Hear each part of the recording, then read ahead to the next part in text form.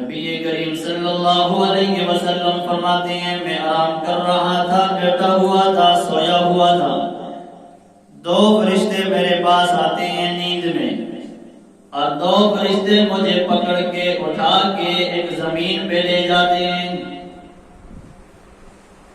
یہاں سے جب مجھے اٹھا کے دوسری زمین پہ لے گئے، دوسری جگہ لے گئے، میں دیکھتا ہوں ایک شخص لیٹا ہوا ہے اور ایک شخص کھڑا ہے۔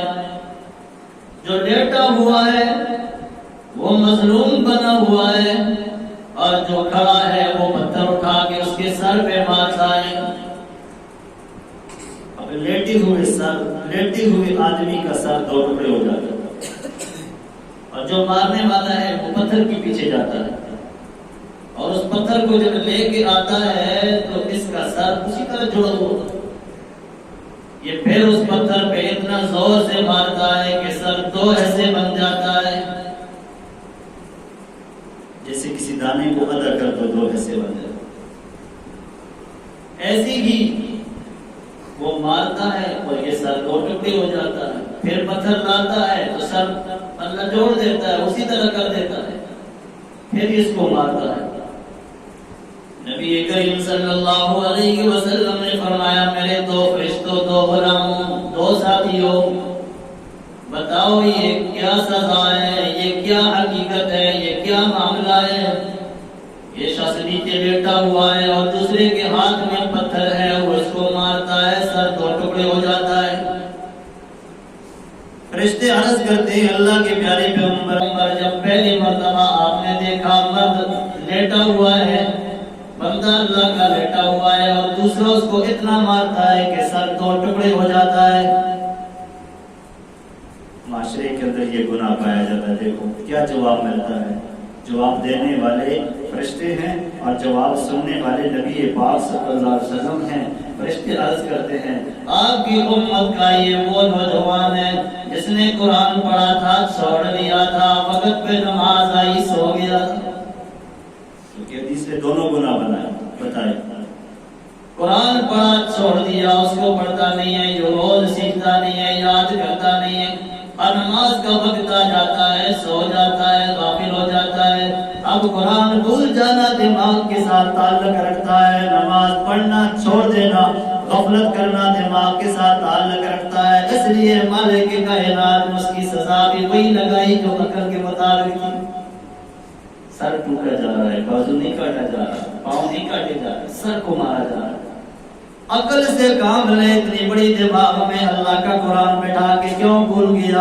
اتنی بڑی دماغ میں اللہ کا قرآن پڑھا تھا، تم نے آنکھوں سے دیکھ دیکھ کے کتنا اچھا پڑھ سکتا تھا، اب تو نے اس کو چھوڑ دیا۔ اذان ہوئی ہے، عقل دماغ کہتی ہے اللہ کے دربار میں آ جاؤ، اور تو کہتا ہے ذرا مجھے کام ہے، ذرا مجھے کام ہے، نیند آ جاتی ہے۔ تو وقت کی نماز کو چھوڑ کے سو جاتا تھا، قرآن پڑھا ہوا تھا لیکن اس کو پڑھتا نہیں تھا، چھوڑ دیا تھا۔ اس کی یہ سزا ہے، آج نہیں، کل نہیں، جب تک دوبارہ سور خون کے انسانیت کو قیامت کے دن لایا نہیں جائے گا، اس وقت تک اس کی یہی سزا۔ سارے کے دوستوں پھر اللہ اس گناہ سے ہماری حفاظت فرما۔ یہ گناہ ہم سب میں پایا جاتا ہے، میں بتاتا ہوں۔ دیکھو کس نے قرآن نہیں پڑھا ہوگا؟ اتنا بڑا مجمع بیٹھا ہے، ہر ایک کو والدین نے ٹائم پہ قرآن سکھایا ہے، جاؤ بھائی مسجد میں جاؤ قرآن پڑھو۔ اب قرآن سب نے پڑھا ہوا ہے لیکن وہ بھول گیا، کاموں میں بھول گیا، دکانداری میں بھول گیا، مصروفیت میں بھول گیا، مال کی سوچ میں بھول گیا، کام کاج حواشات موبائل نے بیڑا غرق کر دیا، اتنا اور کاموں میں مصروف ہوا کہ اس کو سورۃ یاسین بھی یاد نہیں، اس کو سورۃ ملک بھی یاد نہیں، اس کو سورۃ الواقعہ بھی یاد نہیں، یہاں تک کہ نماز پڑھنے کے لیے اس کو کوئی سورت نہیں آتی، صرف قل هو اللہ احد پہ وہ نماز پڑھ کے زندگی گزار دیتا ہے۔ تھوڑا پیسوں پہ گزارا نہیں کرتا لیکن ایک سورت پہ وہ گزارا کر دیتا ہے، کہتے ہیں یہی کافی ہے۔ ایک مکان پہ اس کا گزارا نہیں ہوتا، مکان اور خریدتا ہے لیکن صورتیں اور یاد نہیں کرتا، پیسے پہ پیسے جمع کرتا ہے لیکن مسئلے پہ مسئلے یاد نہیں کرتا۔ دنیا بنانے کی تو اوپر نیچے ترقیاں سمجھ رہا ہے لیکن آخرت کے بارے میں اس کو کوئی ترقی کی سوچ فکر نہیں ہے۔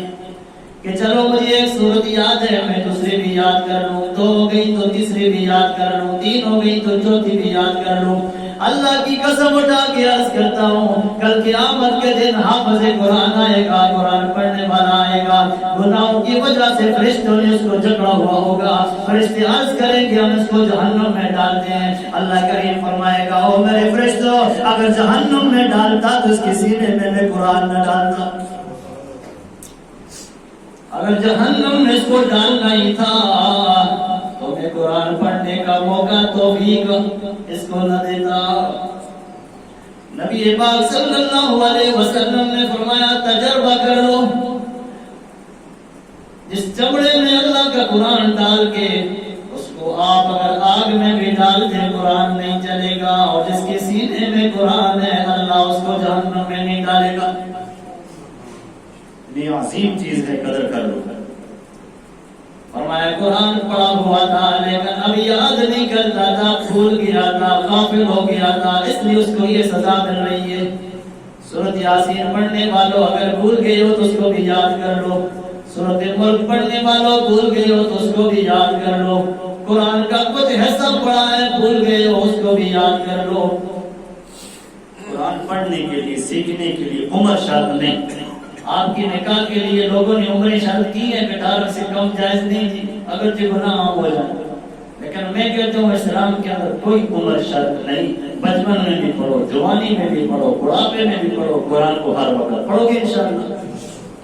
ہمارا تو بہت اچھا ماحول ہے ماشاءاللہ، بڑی بڑی عمر والے، داڑھیوں والے الحمدللہ قرآن سیکھتے ہیں اور قرآن حفظ کرتے ہیں انشاءاللہ۔ قرآن پڑھو، قرآن کا وقت ہے۔